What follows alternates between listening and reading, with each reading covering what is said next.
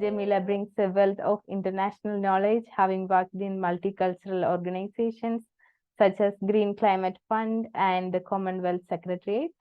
And we studied together at University for Peace, Costa Rica, so we know each other really well. So she's always supporting EcoPeace Teen Cafe and a nice mentor to all of us. So thanks, Jamella, for joining today. And now the floor is yours. Thank you, Grishma, for the warm welcome. And hello, everyone. Thank you for joining today's session. I love intimate settings, so I like that it's only a few of us. Hopefully we can have a great discussion today. And as Grishma said, we have studied together, and I have a long-standing relationship with EcoPeace Teen Cafe. So it's nice to join you again and to reconnect with old faces and old friends. And I actually wanted to contribute to the question today, and I like Cindy's angle on reaching out to religious leaders and faith leaders.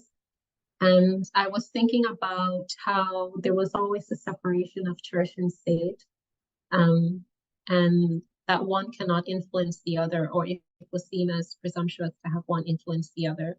But then you think about the power that a lot of religious leaders have, not only in how they endorse, members of government or political parties, but also the power that they have in their congregation, the trust that their congregation has in them, and the position that they have to influence and to steer people in certain directions. And I think it's interesting that that influence only is utilized in a religious aspect, but not other aspects of life, as if other aspects of life don't contribute to our livelihoods. So it would be great. I haven't seen it done how religion and environmentalism will come together, or even peace building would come together. At least I haven't seen it done in my country context, but it would be interesting to see that. So yes, I have a few slides today, but I really want to encourage an interactive session. I don't want to be talking to myself here. I really wanted to hear from other people, from your perspective, from your opinions, even if you disagree with me, even if you can bring information from your part of the world. That would be really valuable. I know we have persons joining from the Philippines today, from the UK. We have so I do welcome you to pitch in. I'll be speaking for 20 minutes, and then we will have breakout sessions. I don't know if we have enough persons for breakout rooms, but as we go along and as persons join, we can decide, if we would just have a general discussion or if we'll have the breakout room. And then there are a series of questions whereby we'll ask questions, we'll discuss different topics. There'll be a Q&A, and then we'll wrap up at the end of the 2 hours. So if you can change slides, I really thought it was good to start with definition and then to setting the scene so that we all have a common understanding of what we're talking about. And I thought that youth, peace, and environment is a very general topic. It's very broad, and there's so many angles that I can take it from. And even though my background is in policy development, I didn't want to get too technical. I wanted to be as general as possible.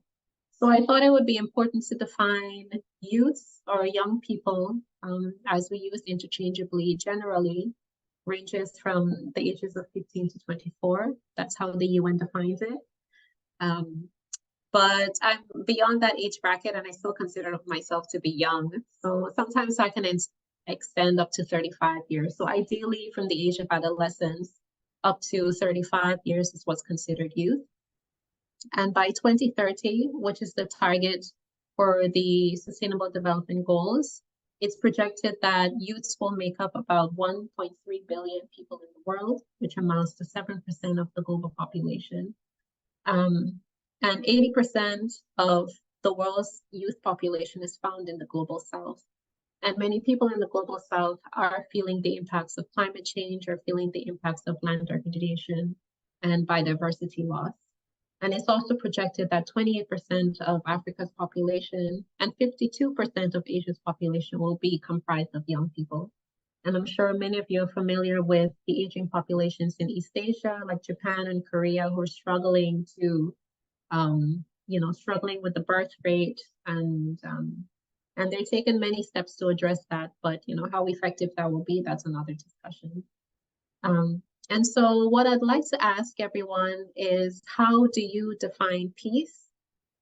What does peace look like in your countries? What does peace look like in your region? I know some of us are from countries that are undergoing, going through difficult instabilities and wars at the moment. But if you can put it in the chat, or if you'd like to raise your hand and answer the question, what does peace look like to you? So for me, peace is mostly with inner peace, and how calm and how happy I am. So peace and happiness is connected for me.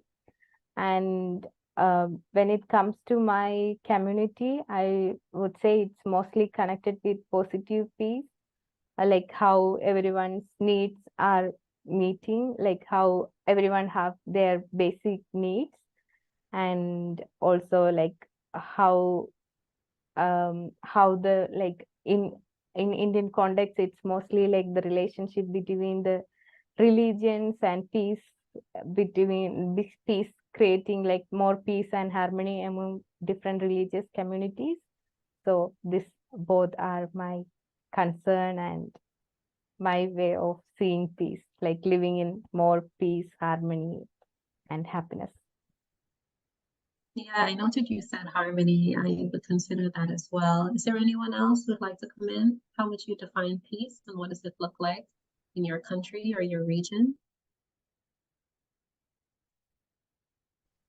And I think I'll just step in. I know this is very important word because of the current situation.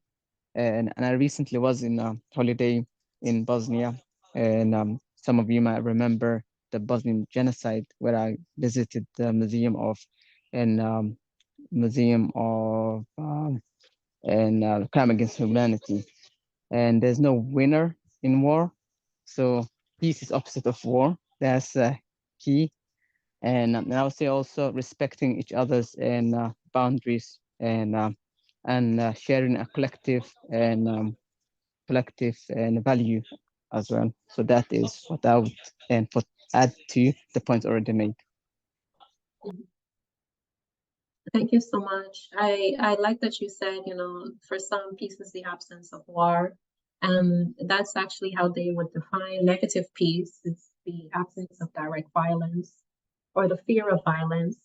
And positive peace, on the other hand, is the absence of indirect structural violence that exists in institutions, that exists in structures of society. But for some, negative peace is the best case scenario, and it's the most that you can wish for and the most that you can ask for, just the absence of violence. But is it possible to go beyond that? That's something to think about. And so if there's no one else that wants to add to that, see we have in the chat. Peace is a harmonious relationship between people, countries, probably absence of armed conflicts and violence with respect to differences. Thank you, Natalia. All right. I see Cindy, you have your hand raised, and then Aparna. Thank you. I have a very odd take on peace. My peace is not nice and comfortable and smooth at all. The best peace that I sense is actually with people who disagree with each other, believe in different things, are not the same peoples, but they are together, and they can not only survive but live well together. If you can muster up, respect and understanding empathy and all of that. Of course, that's good. But then that's not peace that you work hard for. So it's almost like if you can get there by yourself, you feel that almost on your personal side, whether it is peace out there or not, as long as you are not impacting it, it's okay. But peace to me is involving other people who are different, who don't agree, and you know you don't agree with each other, but can still make, you know, the dealing with each other something that's not just tolerable, not just negative peace, but actively working to make that happen. Maybe not harmony, but at least it's to make that, take that step, a difficult step of mutual respect. I don't know whether I'm making sense or not, but the piece that I see is something that you work very hard for. It's not something that kind of comes to you and then it's all nice. Thank you. Thank you, Cindy. Aparna? Can you hear me? Yeah. So it was quite a, and I was trying to think, was there a way when I saw the question, was it possible to define peace without using the word harmony? Because every time I tried to think of it that way, the word harmony is what kept resonating, and it was quite surprising because the others also brought up that word. And is that actually possible, was something that I did think about. And what Cindy said also about it's fine to have people having different opinions and this thing. And what I had when I was listening to you, Cindy, was that it should feel like a place where you can be safe in your identity, sort of being able to feel safe in your own identity, and knowing that there may be people who don't understand you at all, but that's still okay. You would still be safe in their presence. That sort of security, I think, would be a good word for me in terms of what a peaceful way would be, right? Doesn't mean that there can't be disagreements. It's just that there is a sense of security that goes with being in any different environment like that as well. Thank you, Aparna. So I like that you said the security, and Cindy mentioned the tolerance that different groups of people have to each other, as well as the respect. Because I was thinking about, how do you have peace as the end goal and the true goal? That means that you have to make active decisions if you live in a society that has different groups of people, different groups of thinking, to not only be tolerable, but to be, respectful, to bear in mind that you have a societal responsibility and a personal responsibility to be accepting to different groups of people, and that your true sense of being should not inflict on others, should not compromise how others live their lives. And so that's what I had in mind. Thank you for sharing. I see Nelly shared in the chat. Peace is a concept that reflects the state of calm and tranquility, and also the absence of conflicts between different nations and ethnic groups. And Shindy said, shared security, right? So thank you everyone for inputs.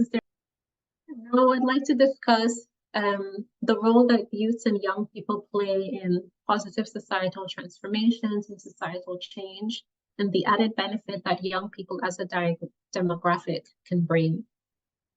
And I was doing some research, and I was trying to figure out, okay, what angle, do I focus on policy making? Do I focus on peace building, on environmentalism? But generally, I wanted to pinpoint the characteristics that youth as a demographic has. And I found that generally you'll find young people who are tech savvy, who are good with social media, who are open to social media, who are more idealistic and flexible, especially mentally flexible and open to change. And when I say mentally flexible, I mean young people generally, we're just generalizing here, are more receptive to developing relationships that are cross-border, that are cross different groups, ethnic groups, religious groups, that are more tolerant of differences, and they're able to deconstruct prejudices and challenge injustice. And I'm sure these traits can be found in older groups of people, but there's a saying that well, I shouldn't say that, but and it's been found as well that a country's youthfulness positively correlates to its instability. And not to say that the younger a population is, the more violent or unstable it is. That's not to say that. But it's been found that young people are more readily challenging the status quo, are more vocal and open to fighting back against government, against leaders, against injustice. And on the environmental front, you would have seen, especially in 2020 around the pandemic, there are a lot of youth movements that were emerging. There were Fridays for Future. I'm sure you've heard of the Greta Thunbergs of the world who made themselves visible in the global and national sense to fight against climate change, against land degradation and biodiversity loss. And many of these youth movements came about because young people felt as though their voices weren't being heard. They weren't taken seriously, especially by policymakers, by their leaders, and by their government. And many of these young people were advocating for systemic change. They're advocating for reimagining and rebuilding of the social structures, the economic and the environmental structures. And so they would have gone out in marches and strikes and protests. But it calls into question, how effective are these youth movements? Is making noise the best way to be heard? But you have things to say, but I think it's important how you tell your story and who you're telling your story to. Are you speaking to the right people? Are you targeting the right groups? I mean, you want to target the people that are most influential in a society, but are those always members of government? I mean, you spoke about faith leaders and religious leaders. Sometimes they're the most influential in a society. And so you would have seen many of these youth movements and protests that they're just targeted generally, but they lack institutional backing and political momentum. And oftentimes, young people end up being arrested, but unfortunately, in other parts of the world, you don't have the luxury of speaking out against your government. Sometimes it costs you your livelihood, sometimes it costs you your life. And I'll speak more about that later. But overall, in my line of work, I found youth have been left out from policy making around climate, around peace building and security. Oftentimes in these processes, these high-level discussions that are being had, young people are mostly brought in towards the end just to say they've had diversity, just to say that they're, bringing young people in as tokens, but not as active participants in the process, not as active participants in the decisions that are being made. And I think young people should have a right to decide their future, how you can leave someone out of the conversation when they're the people that you're talking about. And so on the other hand, you have a lot of work that's being done on the grassroots level, on a local level, that's not gaining traction or global attention. So then how can you bridge the gap between you have the people at the top that are neglecting the people at the bottom, and the people at the bottom that are fighting for their voices to be heard and fighting to be recognized? And many times they lack the infrastructure, they lack the digital infrastructure. You can have youth movements from rural communities that don't have access to internet, don't have access to social media. They lack finances to scale up the work that they do. So there's several limitations that exist. And also there's the imbalance where, a lot of the young people in the global south who are feeling the brunt of the, environmental impacts, they're not being welcomed on the international stage. You have a lot of these UN conferences, the climate change conferences, and many of them are people from the global north who can afford to participate, who are already in these spaces. And don't clear the path for others to join in. So activism by descent, and I say that because the strategy that's being used is civil disobedience. You would have seen, I know in the US, there are a lot of pipeline projects that have been designated for indigenous spaces, for tribal lands that have cultural significance.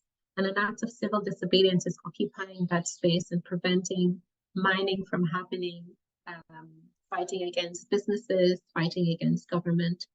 But oftentimes, as I mentioned, you know, those activists are being retaliated with violence.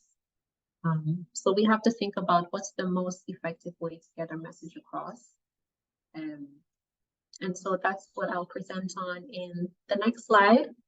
I wanted to bring a story to everyone. I think it's important to speak on real life scenarios and not just speaking generally. So I found a statistic from Colombia, if we can switch slides. And I found that this, you know, it presents that two things can be true at the same time. Firstly, I came across, there's a young subsistence farmer, rural farmer from Colombia. His name is Naun Alvarez Gonzalez. Not only is he Colombian, but he's of African descent, which in Colombia has been grouped as a minority or as a demographic that's not really taken seriously or regarded in the society. And him and his peers have found a youth peace provokers movement in his district in Colombia, whereby they come together and they mobilize young people to organize national strikes, to rally communities calling for peace, and also integrating, you know, environmentalism in different sectors. So the health sector, how climate change has an effect on our health, how climate change affects the agricultural sector, education, as well as sports and other sectors as well. And I thought it was interesting having the contrast of a person like himself and the work that he's able to do, contrasted with the reality that being an environmentalist in some countries is a death wish. That, you know, fighting for a good cause and fighting for the right thing can cost you your life, unfortunately. And the NGO Global Witness found that 177 environmentalists were killed in 2022 last year. And Latin America as a region accounts for 88% of these attacks. And many of the victims of these attacks are Latinos of African descent, indigenous peoples, farmers from rural communities, as well as land right owners in Colombia. And it's interesting that Colombia, you know, is leading in numbers because last year they had ratified the Escazú Agreement. And I don't know if persons are familiar with the Escazú Agreement, but it's a treaty that was signed covering Latin America and the Caribbean that protects access to information, especially access to public environmental information. It secures the right of the general public to be involved in environmental decision-making as well as policy-making. And the Escazú Agreement also calls for the protection of environmental defenders. And just last year, Colombia ratified this agreement. But also last year, Colombia had the highest number of environmentalists killed. So I think it's important to recognize that even though the policies are in place, they lack reinforcement, they lack uptake, they lack recognition. And it only goes so far when you have words on paper, but the action that you see in a day-to-day basis does not reflect it. And I'm sure many of us can be frustrated when we think about our leaders in our countries, if we have laws, but when you make a certain amount of money, you're completely exempt from those laws. You're exempt from accountability. And so this is just one example that I wanted to shed light on. You know, in the global north, sometimes it's the luxury, as I said, to speak out against government. You know, you can sit down in front of parliament with a sign that says, shame on you, but in other parts of the country, it can be very detrimental. So I think it's important to understand how we convey the message that we want to convey, who we're speaking to, and to make sure that it lands on the right ears. And so if you can move to the next slide, please. I think this is our final slide before we move into the breakout sessions. But I really wanted to touch on, I spoke about the problems that exist, but I also wanted to shed light on the strategies that are being adopted by several organizations that are being adopted globally to address and to involve young people in peace, environment, and security discussions. So I came across the United Nations Interagency Network on Youth Development. They had released this policy document about 10 years ago, but I couldn't find an updated version. But there are many strategies that are presented that I think are very vital to know and very important to consider. First and foremost, it recognized that youth participation needs to be seen as a requirement or an essential condition to environmental action and to peace building. It's similar to the gender aspect, where I think back in the day, climate change was just seen as a general phenomena that affects everyone. But as more, gender research that's come about to see that men and women are affected differently from climate change. And in addition to that, young people are affected differently from climate change. And it wouldn't serve us well to paint everything with the same brush.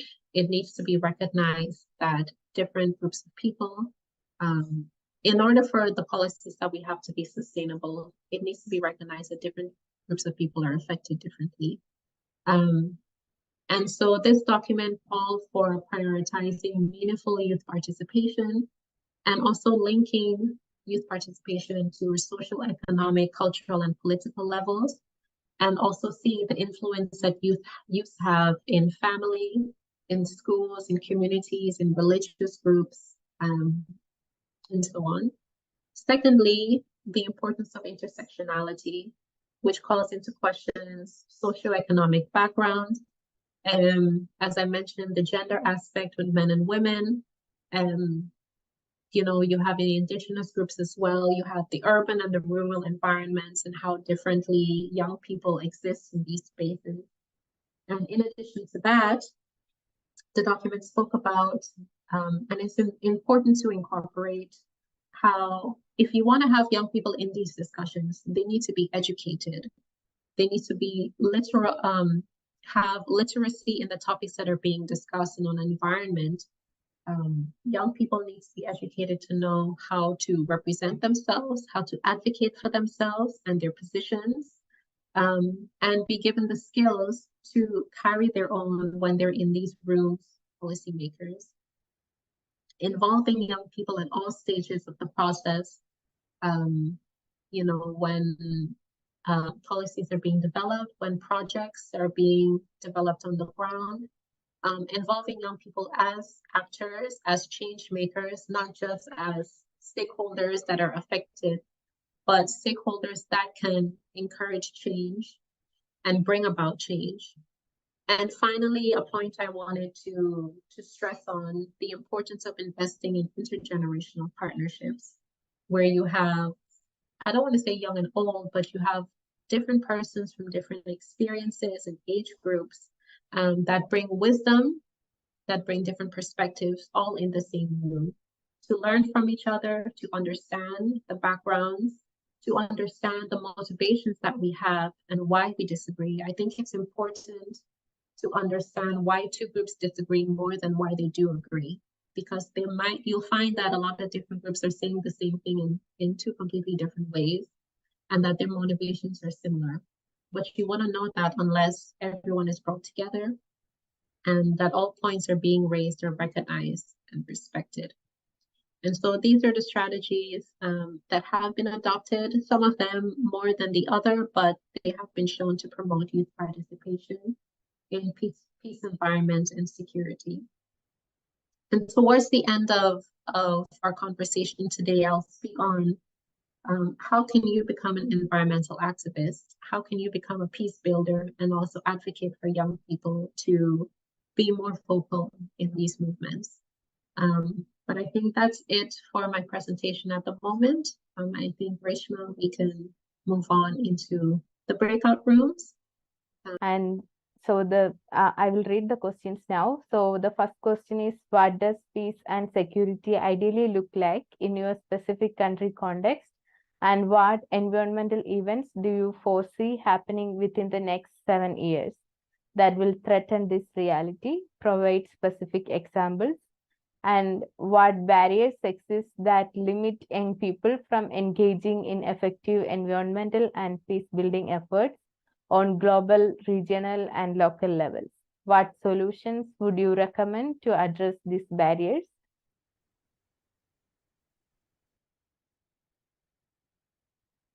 Hi everyone, hope all are back now. So let's discuss, and we are really looking forward to hear your thoughts on these two questions.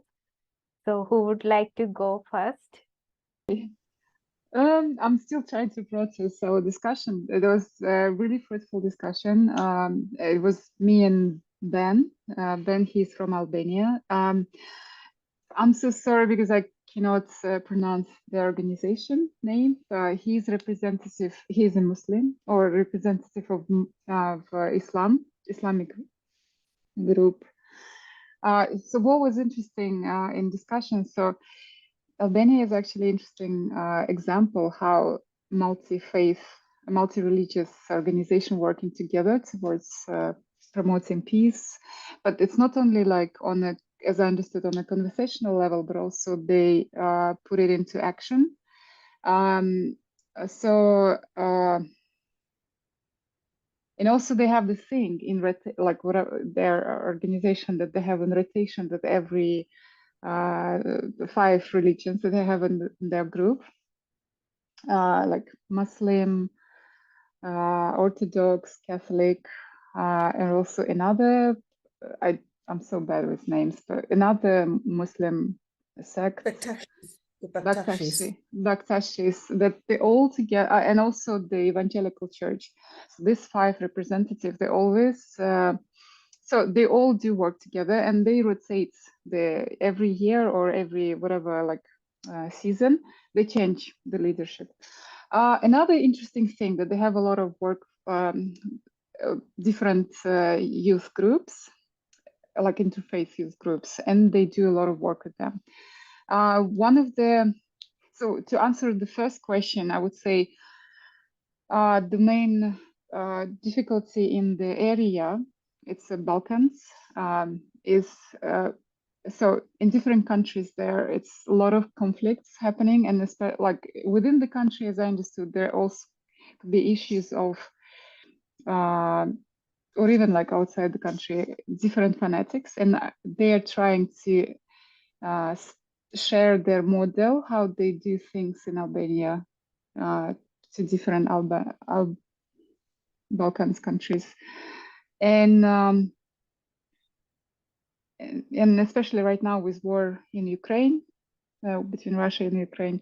So it affects the region, and they're trying to actually bring this conversation that's instead of just like support, like only addressing or like speaking for the peace in Ukraine, they actually trying to manifest that actually we need to speak to both countries and like train and educate people there.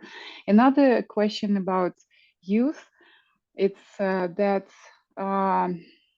one of the barriers in this engaging youth in environmental and peace building work is that they're too busy. They're too focused on digital world, like digital aspect of their life, but also they're busy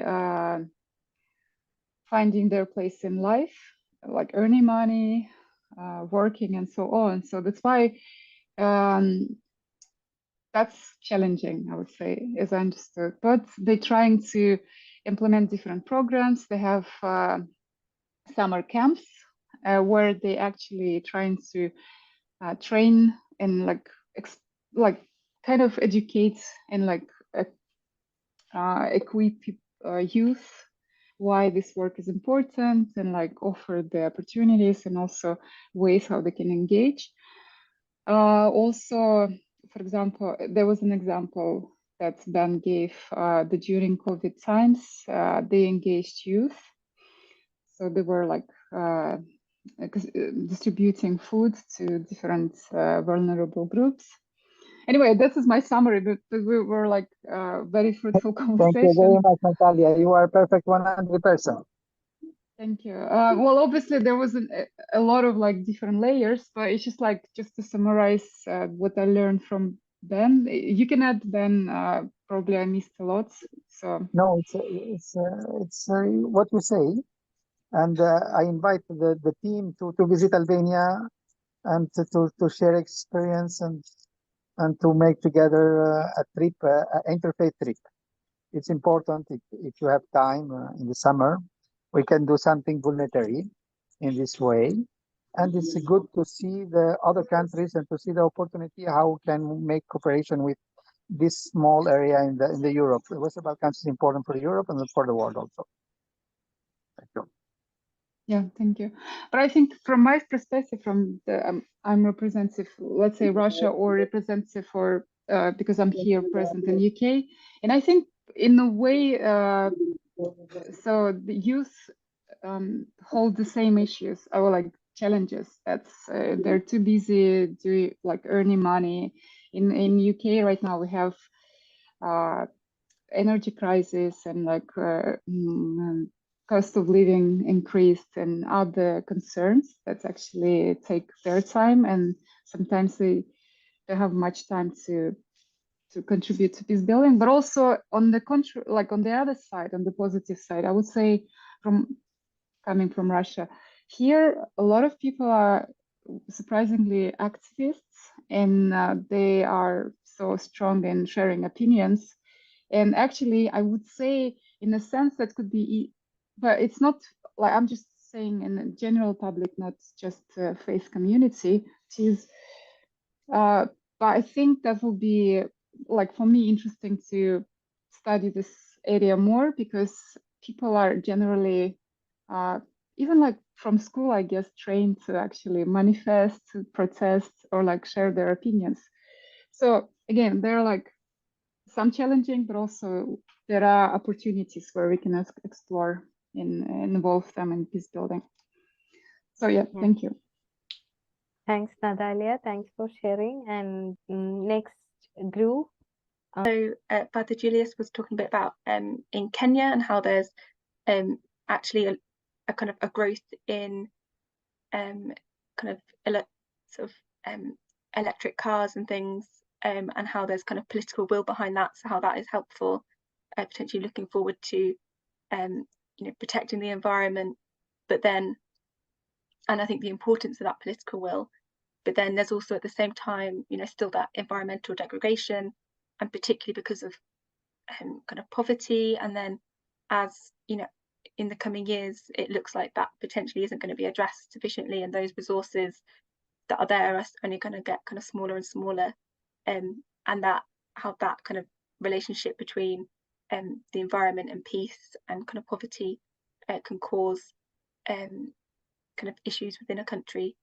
And then I spoke a little bit about the UK and how I think there's quite a bit of social division kind of at the moment. There's a lot of very much I'd say sort of anti-immigrant rhetoric kind of thing, not kind of wanting to be open to asylum seekers and refugees, and I think that's causing a lot of division within communities, within society, and as how actually it's kind of almost been that kind of political discussion is kind of also then being used to kind of almost try and silence kind of a lot of environmental kind of aspects, people kind of protesting against for the environment, and kind of policies are kind of being pushed to the side and seeing as, you know, that's what those people talk about, but that's not what we should be doing, that's not the important thing, and how actually that means that we're not going to be able to properly address any kind of climate issues that are kind of coming, but also, as you know, globally we see a lot of you know, kind of the effects of climate change. Potentially there's going to be more kind of refugees, asylum seekers fleeing kind of that, the problems to do with that. And actually, if we're still kind of being very much unwelcoming, then that kind of all has a knock-on effect on the type of society peace in society. But then we kind of got talking about the idea of compassion, and actually that's kind of something that we're often missing in these discussions. And when it was kind of the pandemic, everybody, you know, you had that moment almost where we were all in the same boat, and there was a lot of compassion there for other people, and how we're kind of missing that. But actually climate change is also almost an invisible enemy even. So actually, is there something in those lessons that we can learn?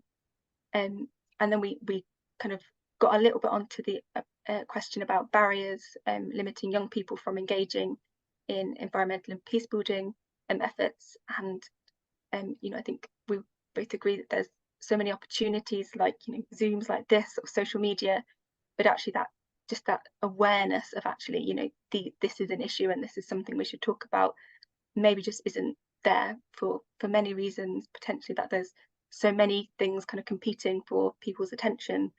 But actually also, Further Julius mentioned that young people kind of maybe need the resources and support to enable them to get involved in kind of peace building and working for the environment, you know, kind of economically, more than anything, to make sure that they're not kind of being kind of taken away to having to worry about other issues. And I think that was a summary of what we said. Thank you. Thanks, Leslie. And we can move to the third group, and then we will have one more general discussion about the action. So I'm going to the third group, Aparna, Cindy, and Nelly, who would like to go. Cindy? Has to be Aparna. Aparna, Okay. don't hide. Come back out. Yeah, I'll start first. I've just come back from Albania, and I was blown away by Albania, and that it is possible that their peace isn't because they were all nicey to each other for generations. They came through very, very, very difficult times, and they managed to work together. It's like a miracle. Everybody ought to know that it's possible, because it's, as I said, because it comes through such hard times that it is very real. Yeah, I think everybody should visit Albania. But I'll leave the problem solving to Aparna. Yeah, your turn. Thank you, Cindy. I got so excited when Natalia mentioned that Ben was from Albania, because Cindy was just sharing the story towards the end of the breakout room. And I was just telling her, oh, you know, we should have some online meeting or something where we get to hear their story as well. And then it got cut off, and then we come and find out Ben is actually here at this meeting. So it was nice to hear a bit about the organization, Ben, and from Natalia. We started the first question, and I said, oh, let's move on to the second one. Cindy and I spent actually a lot more time on the second question. Unfortunately, I think Nelly was unable to unmute or something, so she was unable to, we were unable to hear from her. But I think to put it really short, we spoke a lot about intergenerational, the importance of intergenerational work when it comes to hearing young people's voice, because one of the things I think that when we were talking about barriers is often you have young people coming with some wonderful ideas and, you know, about work and everything, what sort of projects they have ideas for doing this and that. And then often the first roadblock discourages them a lot. And that can lead to, you know, even just wanting to move away from pursuing that particular field or something. And Cindy was talking about how, you know, an older person's experience in that area might, you know, help you, you know, just overcome that particular barrier or avoid a barrier in some cases altogether itself. And in her words, ducking it.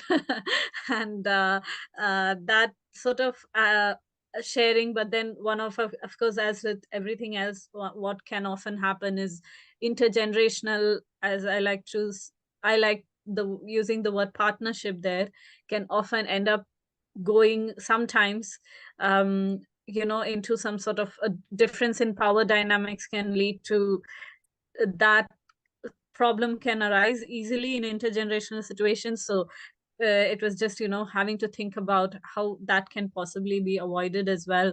And another thing we spoke about was security in the first question that came about. And I sometimes, peace feels less like an idea and more like an ideal. That when it comes to it, just becomes something that is imaginative in certain countries. Security, how it looks in our country, varies so much, and it varies for so many people in so many different ways. Like it was just brought up about all these cost of living crisis and things like that. That itself is, it takes a step back. Sometimes even just having a roof over the head, or just enough heating to get through the winter itself is a big security, this thing that's not often experienced by other people.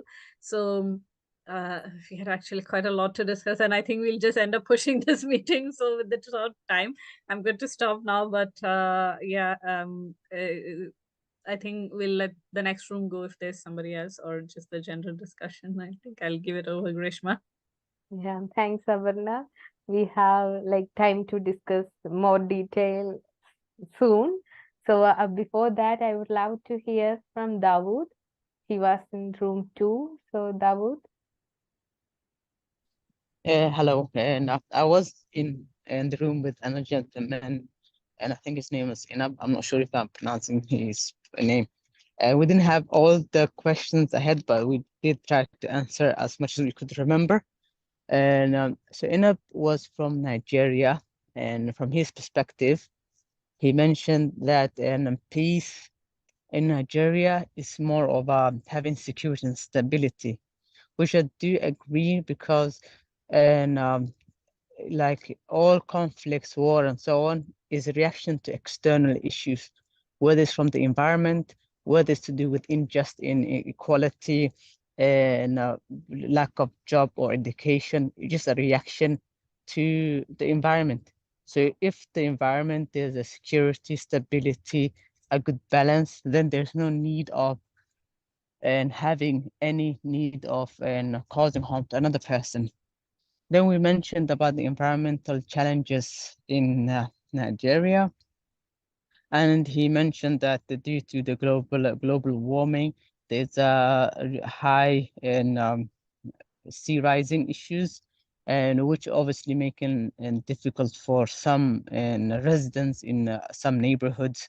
And if you know Nigeria, which is in West Africa, it has rivers and so on. So when it's a coastal, I mean, it has a sea. It's not a landlocked country. So when the sea rises, it has a big impact on it. And part of the global warming issues, the oil, and Nigeria is one of the top oil producing nations.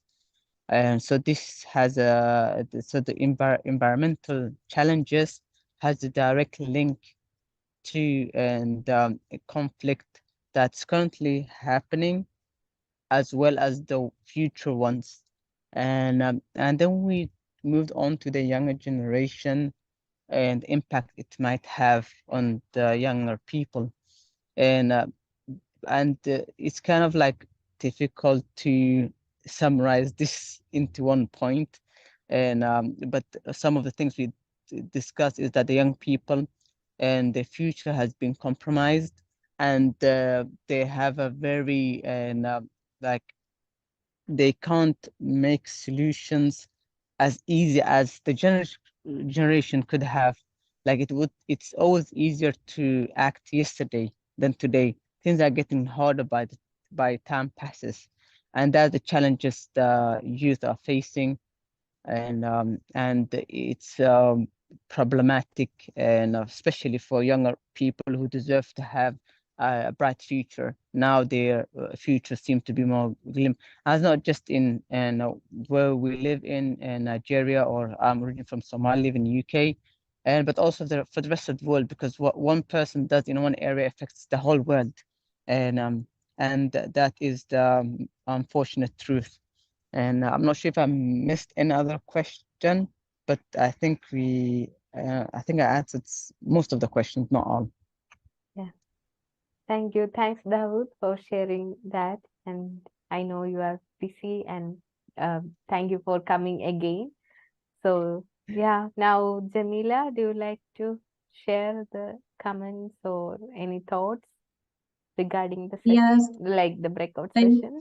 Yeah, I was taking notes when everyone was speaking, but I wanted to invite Father Julius. You didn't have an opportunity to speak. I don't know if you wanted to add anything else to what was said. No, I think I was well represented.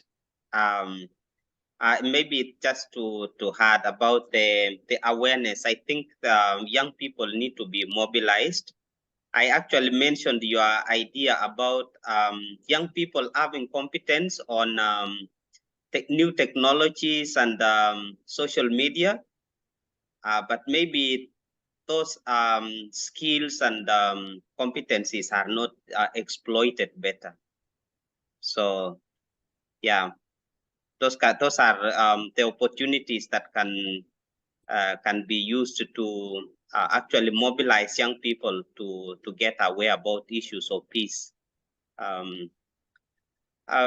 Also, someone talked about, if I'm not wrong, I think it was Aparna, that peace is an abstract concept, sometimes very difficult to grasp about peace. It takes a lot of time to understand what is peace.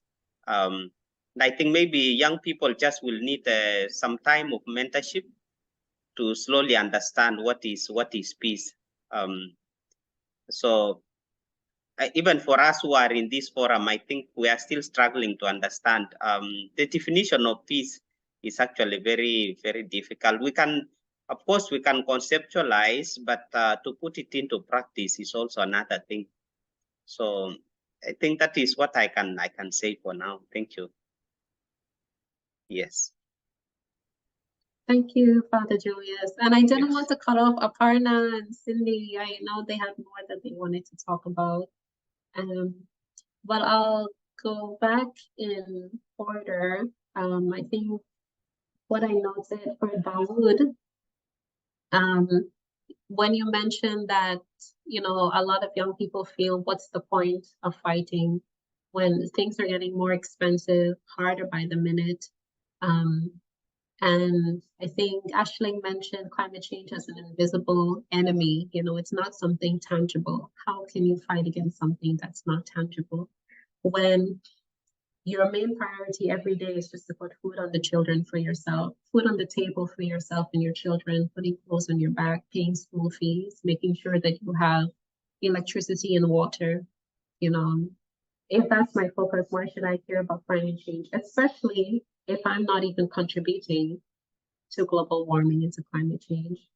And I wish I had the answer. I mean, even though this is the field of work that I'm in, it's still a struggle to find the motivation.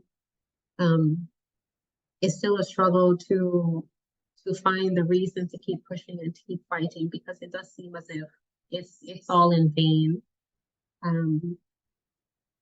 But I do like what Aparna mentioned of intergenerational work and receiving knowledge and experience from our elders. The society that I come from, you don't ask your parents questions, you don't challenge the people that have come before you, because they know best and they know everything, and you kind of just take it as gospel. And so I think it's interesting, what would it look like to have young people and elders in the same room to learn from each other? It's very rare, at least in my family, for example, the young people you're not allowed to talk back. And so, in a family dynamic, and I see the family as the foundation for the society, how can you achieve peace if peace is seen differently from young and old? Peace is seen differently from urban setting or rural setting. And as you mentioned, Father Julius, it's very abstract, and it doesn't look the same for everyone. So really great discussions. I did want to go back to Cindy and Aparna. I know you didn't finish, but I don't know if we have enough time to dive deeper. I know we have more questions, Grishma, so it's up to you. Yeah, so Abarna left because yeah, like she has some other work. So Cindy, do you like to go, or maybe we can move to the next questions and have some discussions around that? That's also discussing about the limitations of young people and how can we overcome that. So yeah. Yeah, in the conversation I had with Aparna, we did go back a little bit about who we are saying let the young people through to. I mean, who are we asking that? And when we say that we're stopping the young people, who is stopping them? With the example of Thunberg, you know, she was ridiculed, she was made fun of. Not only, you know, they even made fun of her slight disability. That they're ducking the question. They're wanting to not having to solve the problems that we have caused for ourselves. Because a lot of what has happened is natural environment change, but a lot of it is also human contribution. So in doing that, we were trying to say that if we can hold people personally irresponsible, and then we go further that we are responsible for our own household, our own families, and then the families together will be responsible for our own communities.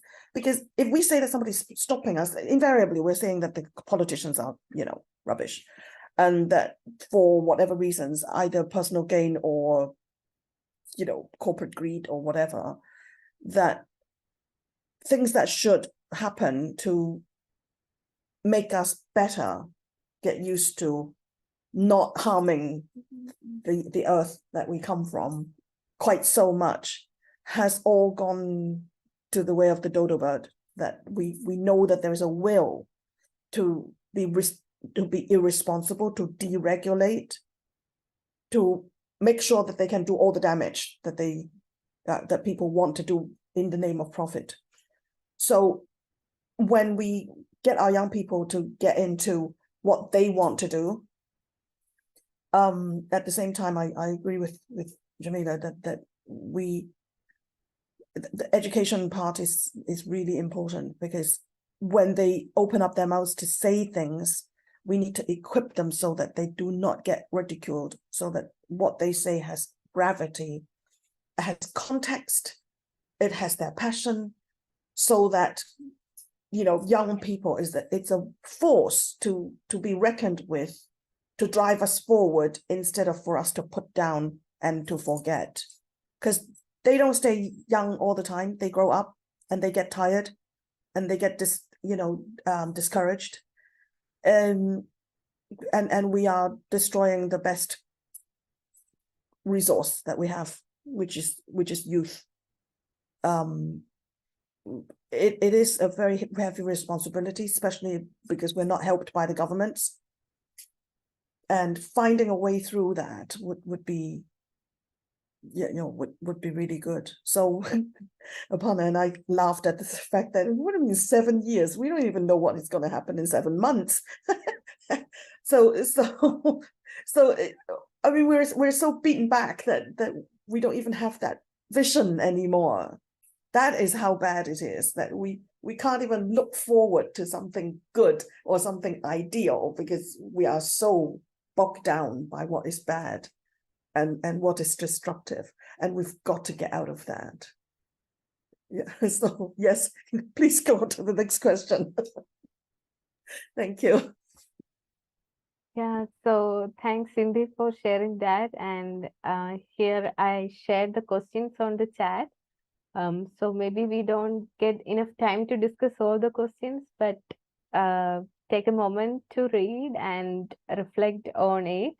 So the first one is asking about what personal challenges, like mental, psychological, economic, or physical, do young people struggle with in today's society, and what strategies can they employ to overcome these challenges to become active members of society? And the second one is about how can leaders create more opportunities for youth to be active participants in policy making and civic engagement. And the third question is about the climate change, and in the fight against climate change, what added strength and insight do youth bring to compared to other demographics, and how can they be supported in their actions? So these are the three questions which we would like to discuss. And I also feel like sharing like from my own experience, and when Jamila started her session with saying like how effective the youth movements are, and as a founder of a youth initiative, like initially I was like so silent before starting EcoPeace Cafe. I was so silent, and I thought like peace building is like my purpose and it's kind of divine, so I thought like doing things silently and don't I prefer to be silent and not sharing with anyone. But then I thought like when I'm doing work, I didn't get much acknowledgement, and also my work is not shared. So once I tried to share with others and also like promoting it, I got like many opportunities, and that opened up like many opportunities, and also I that helped me to connect with other young people and also sharing that opportunities with others. So I think like it's very important to share our work with the community, like with the people through the social media. So when we keep it silent and when we keep it with ourselves, like world cannot transform or change. And so I like from my own experience I saw the difference, like when I started sharing, that also inspired others to start projects. And even through EcoPeace Cafe, like I have seen like how people started their own initiatives and projects. So I think like we also, like as a young person, we also want like we should break the barrier which has to be start from ourselves and break that barrier and come out. And also about the system, like recently I attended one conference and as a youth delegate, but when we were there, even the organizational committee or like coordination committee, they were not um they were not ready to accept us speakers or invited guests. So whenever we were there, like for food or water, we really need, they really ask us like, are you invited guest or you were just coming? So it's like it's for it's really weird for us. Like when we stand for the food in the queue and we have to show the badge every time, and we have to tell them, okay, we are also the guest. So they are thinking like we are just entering the space just for the sake of like seeing the foreigners or like that. So so it's sometimes that weird, like even as a invited guest, we have to like we face some kind of discrimination. So after the event, all the youth delegates were saying that it should be like a better treated, like because we all are like invited guests, but every time we have to prove them we are also invited. So when we shared this with the organization, they were sharing that in the past, like in the last years, the youth were not allowed to speak like as a panelist or as a speaker. So this is the first time they give us a space to speak. So then we said like, okay, next year we wanted to speak in the plenary. Like this year we just get the breakout session. So next year we need more space. And we also need like a space where we get the respect, like not just respect, like just treat us humans. Like sometimes we like just in terms of maybe because of the gender or age, we are facing discrimination at different places. So yeah, this is coming up with because of the frustration, and sometimes we don't know like whom to talk. like whom to talk and who will take care of this. So that kind of issues happening every time. So yeah, I'm looking forward to hearing from you and about these questions, and also hearing your reflections. And yeah. And Greshma, you actually raised a very important point there, which I was listening intently to. It's how we don't talk enough about the things that we do good. Like I feel like now, nowadays conversations are starting to open up a lot more about mental health, about like economic challenges and things like that. Like I think people are starting to talk about it a lot more because of the prominence that mental health is getting. Like today's Mental Health Day. And which is great. Obviously, there's more to be done, and there's always going to be more to be done. But I feel like when like projects to help people and projects that are actively run in the communities, which I take part of because my organization runs a lot of these volunteer projects, whether it's like helping the homeless or like planting trees or working with like less abled children, for example. Those kind of projects are regularly run. And we have a very active like social media team, which will like take videos and kind of promote this kind of stuff. But it's important to like when you are taking part in these things to talk about these things a lot more, like at work. I've always found like whenever I speak about these things at work, like it starts like a really nice conversation. People actually start to say like, oh, you're doing this this weekend, this is amazing, like how can I get involved? And sometimes it's a welcome distraction for folks to kind of break away from their day-to-day lives and get involved with this kind of stuff. And not everyone's like social media savvy. I mean, Edda sees like most of my social media posts, and I'm good at it, and I do promote like events that we run and things like that. But not everyone does that. But everyone can at least have conversations, right? Like that's at least a little bit easier, right? You just go into wherever you are, like the next day, your university or your college or something, and say, hey, by the way, I did this. And those are the kind of conversations maybe we need to start encouraging a bit more, I feel, or indeed creating forums where like these kind of things are discussed, like today's. So yeah, that was one thing I resonated with quite a bit. So thanks for that, Greshma. Anyone else have any thoughts? I'll shut up for a second.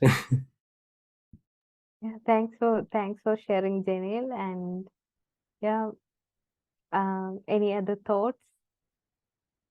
Isli? Yeah. I think it's kind of the first question that I then maybe want to link to the second question. I think for a lot of young people, it feels so hopeless, and especially things around the environment, war, conflict. It's kind of easier to worry about the stuff to do with school, finding a job, like because they are big enough worries without having to worry about the global kind of issues. But I think so I think firstly there's a lot about strategies of kind of finding hope, finding those communities and people that give you that kind of energy and kind of keep you those support networks. I think so. I think I'm not sure that's a strategy as such, but I think that is where something that can help young people is seeing those stories and those opportunities for hope and finding the community that supports that. And I think there's something maybe about leaders also. Often, particularly in religious communities, we kind of almost expect young people to come to us, like they are going to come to us. But actually, is there something about going and finding those communities that young people themselves are creating and are finding, but maybe are outside of the normal networks that we work in?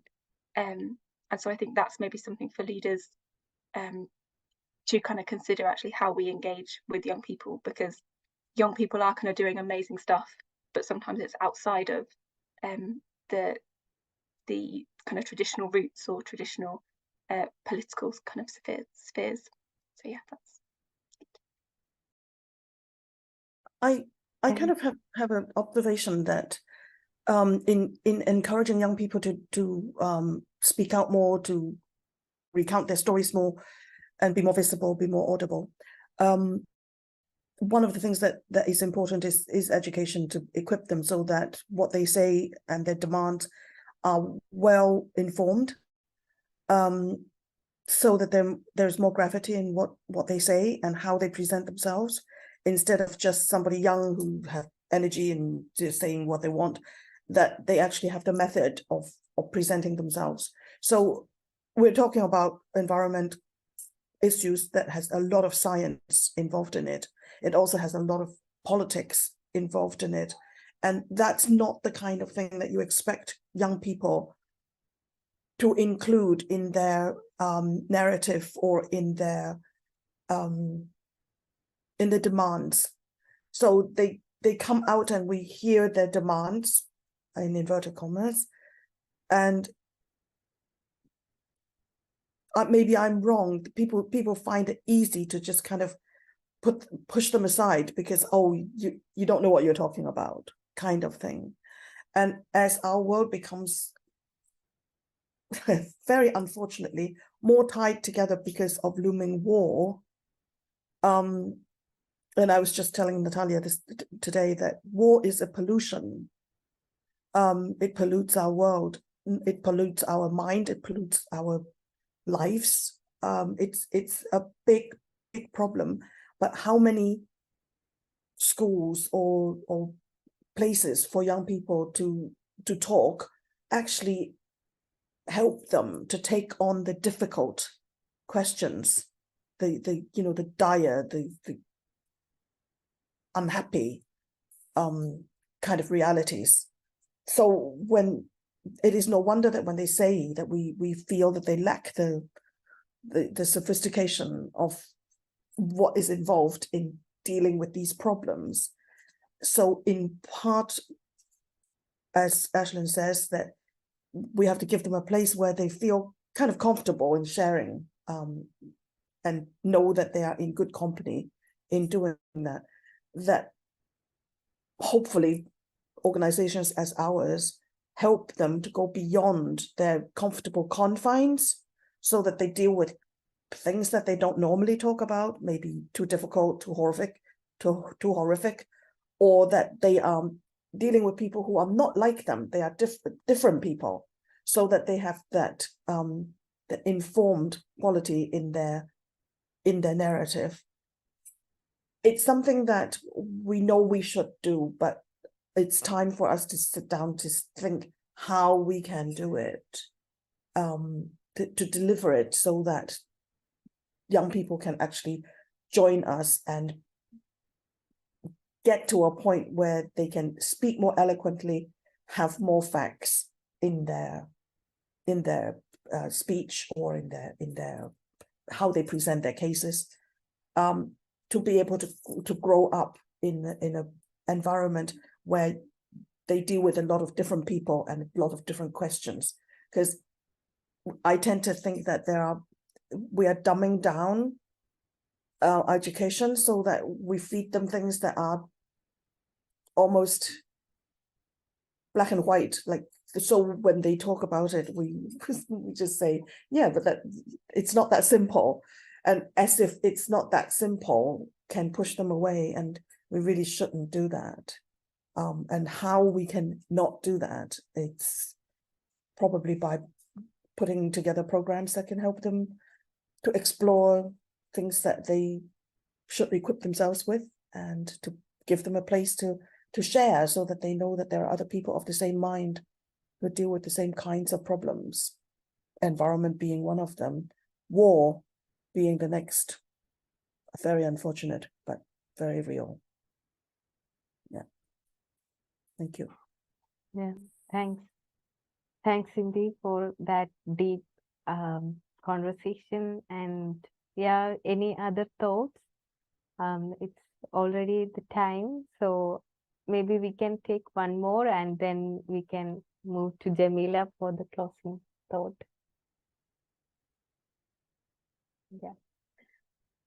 Yeah, Jamella, please. Thank you, Grishma, and thank you everyone for sharing your thoughts.